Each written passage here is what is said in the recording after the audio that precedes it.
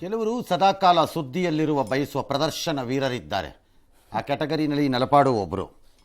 ಇವತ್ತು ಮೋದಿ ಬಂದಾಗ ಗೊತ್ತು ಅದು ನ್ಯೂಸ್ ಆಗತ್ತೆ ಒಂದು ಇದು ಅಂತ ಗೊತ್ತು ಅವ್ರಿಗೆ.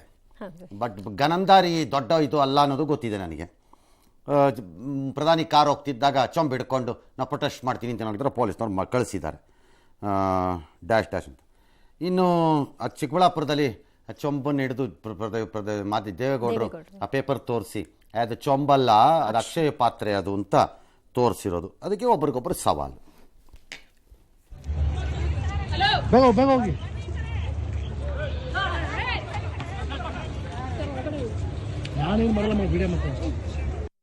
ಕರ್ನಾಟಕದ ಮುಖ್ಯಮಂತ್ರಿ ಸಿದ್ದರಾಮಯ್ಯ, ಉಪಮುಖ್ಯಮಂತ್ರಿ ಡಿ.ಕೆ.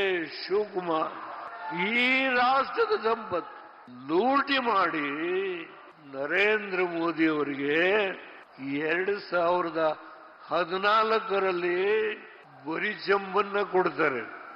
10 ವರ್ಷ ಈ ದೇಶವನ್ನ ಆಳಿ ಅದನ್ನ ಅಕ್ಷಯ ಪಾತ್ರೆಯನ್ನಾಗಿ ಮಾಡಿ ಈ ದೇಶದ ಬಡವರು, ಹರಿಜನರು, ಗಿರಿಜನರು, ಹಿಂದುಳಿದ ವರ್ಗದವರು ಮೇಲೆ ಎತ್ತುವ ಕೆಲಸವನ್ನ ಮಾಡದಂತ ಮಹಾನ್ ಭಾವ ಇಲ್ಲಿ ಕೂತಿದ್ದಾರೆ ನರೇಂದ್ರ ಮೋದಿ. ಅವ್ರ ಬಗ್ಗೆ ಹೇಳುವ ಕ್ಷುಲ್ಲಕ ರಾಜಕಾರಣ ನಾಚಿಕೆ.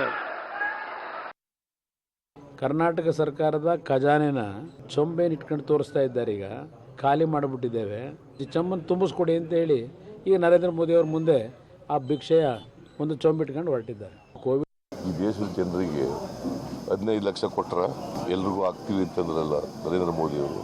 2 ಕೋಟಿ ಉದ್ಯೋಗ ಸೃಷ್ಟಿ ಮಾಡಿದ್ರ, ರೈತರ ಆದಾಯ ಡಬಲ್ ಮಾಡಿದ್ರ, ಒಳ್ಳೆಯ ದಿನಗಳು. ಅವರು ಕೊಟ್ಟಿರೋ ಖಾಲಿ ಚೊಂಬನ್ನ ನಾವು ಜನ ಮುಂದೆ ಇಟ್ಟಿದ್ದೀವಿ.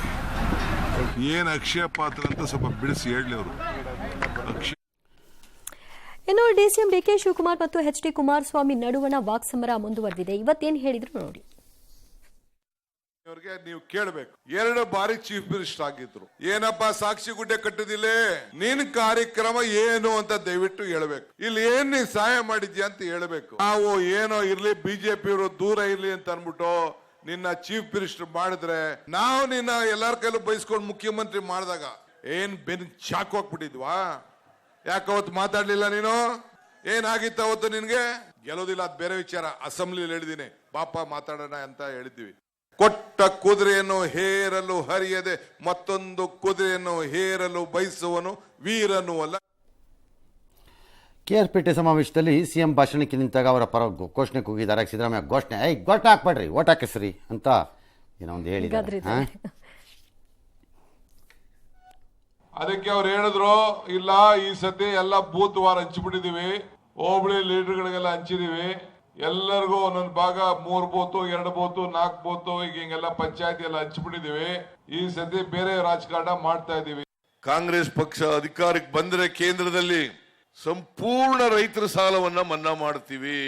ಕುಮಾರಸ್ವಾಮಿ 2 ಸಾರಿ ಮುಖ್ಯಮಂತ್ರಿ ಆಗಿದ್ರಿ, 1 ಲಕ್ಷ ರೂಪಾಯಿಯನ್ನ ಮನ್ನಾ ಮಾಡ್ತೀವಿ ಅಂತ ಹೇಳಿದ್ರು. ಇವತ್ತಿನವರು ಮಾಡಿದಾರ?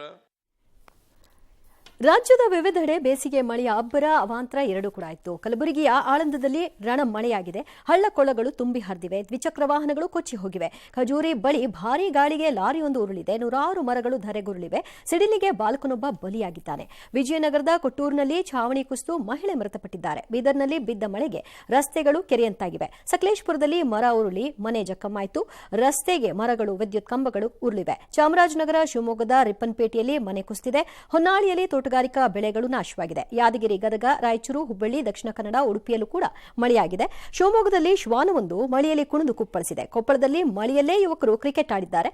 ಬೆಂಗಳೂರಿನ ಹಲವೆಡೆ ತುಂತುರು ಮಳೆಯಾಗಿದೆ. ಭಟ್ಕಳ ಬಳಿ ಸಮುದ್ರದಲ್ಲಿ ಮೀನುಗಾರಿಕಾ ಬೋಟ್ ಮುಳುಗಡೆಯಾಗಿದ್ದು ಅದರಲ್ಲಿದ್ದಂತಹ 4ರನ್ನ ಮತ್ತೊಂದು ಬೋಟ್ನಲ್ಲಿದ್ದವರು ರಕ್ಷಣೆ ಮಾಡಿದ್ದಾರೆ. ರಾಹುಲ್ ಗಾಂಧಿ ವಯನಾಡಲ್ಲಿ ಸೋಲ್ತಾರೆ, 26ರ ಮೇಲೆ ಹೊಸ ಕ್ಷೇತ್ರ ಹುಡುಕತ್ತಾರೆ ಅಂತ ಮೋದಿ ಲೇವಡಿ ಮಾಡಿದ್ರೆ, ರಾಹುಲ್ ಗಾಂಧಿ ಈ ಸರಿ BJP 150 ಸೀಟ್ ಮೇಲೆ ಬರೋದೇ ಇಲ್ಲ ಅಂತ ಅಂದಿದ್ದಾರೆ. ಈ ಮಧ್ಯೆ ಅಮಿತ್ ಶಾ ಬಳಿ ಕಾರ್ ಇಲ್ವಂತೆ, ಬರೀ 36 ಕೋಟಿ ಆಸ್ತಿ ಅಂತೆ. ನಾಮಿನೇಷನ್ ಹಾಕಿದಾಗ ಗೊತ್ತಾಗಿರೋದು. ಒಂದು 41 ಲಕ್ಷ ಸಾಲ ಬೇರೆ ಮಾಡಿಬಿಟ್ಟಿದ್ದಾರಂತೆ. ಗದಗ ನಗರ ಉಪಾಧ್ಯಕ್ಷೆ ಮನೆಯಲ್ಲಿ ನಡೆದ 4 ಕೊಲೆ ಪ್ರಕರಣದ ತನಿಖೆ ನಡೀತಾ ಇದೆ. ಇದು ಪೂರ್ವ ನಿಯೋಜಿತ ಕೃತ್ಯವಾಗಿದ್ದು ಒಟ್ಟು 7 ಹಂತಕರು ಈ ಕೃತ್ಯದಲ್ಲಿ ಭಾಗಿಯಾಗಿರುವ ಶಂಕೆಯನ್ನು ಪೊಲೀಸರು ವ್ಯಕ್ತಪಡಿಸ್ತಾ ಇದ್ದಾರೆ. ಇಂದು ನಗರಸಭೆ ಉಪಾಧ್ಯಕ್ಷೆ ಸುನಂದಾ ಬಾಕ್ಲೆ ಅವರ ಮನೆಗೆ ಹಾವೇರಿ ಬಿಜೆಪಿ ಅಭ್ಯರ್ಥಿ ಬಸವರಾಜ ಬೊಮ್ಮಾಯಿ ಭೇಟಿ ಕೊಟ್ಟರು, ಸಾಂತ್ವನ ಹೇಳಿದ್ರು. ರಾಜ್ಯದಲ್ಲಿ ಕಾನೂನು ಸುವ್ಯವಸ್ಥೆ ಹದಗೆಟ್ಟಿದೆ, ಅದಕ್ಕೆ ಇದೇ ಸಾಕ್ಷಿ ಅಂತ ಹೇಳಿದ್ರು. ಗುಂಪು ಕಟ್ಕೊಂಡ್ರೆ ಏನು ಬೇಕಾದ್ರೂ ಮಾಡ್ಬೋದು ಅನ್ನೋದಕ್ಕೆ ಇನ್ನೊಂದು ನಿದರ್ಶನ. ಮೈಸೂರಿನ BM ಶ್ರೀನಗರದ ಚರ್ಚ್ ಬಳಿ ಯಾವುದೋ ಪೀಟರ್ ಅನ್ನೋರ ಮೇಲೆ ಹುಸೇನ್ ಮತ್ತು ಅವರ ಕುಟುಂಬಸ್ಥರು ಯಾರೋ ಹಲ್ಲೆ ಮಾಡಿದ್ರಂತೆ. ಪೊಲೀಸರು ಸ್ಥಳಕ್ಕೆ ಹೋದ್ರು, ಹುಸೇನ್ ಸೇರಿ ಕೆಲವ್ರನ್ನ ವಶಕ್ಕೆ ತೊಗೊಂಡ್ರು. ತಕ್ಷಣ ಗುಂಪು ಸೇರ್ತು ಪೊಲೀಸ್ ಗಾಡಿ ಮೇಲೆ ಕಲ್ಲು ಹೊಡೆದ್ರು. 15 ಜನ ಈಗ ಬಂಧಿಸಿದ್ದಾರೆ. This is exactly what I am saying.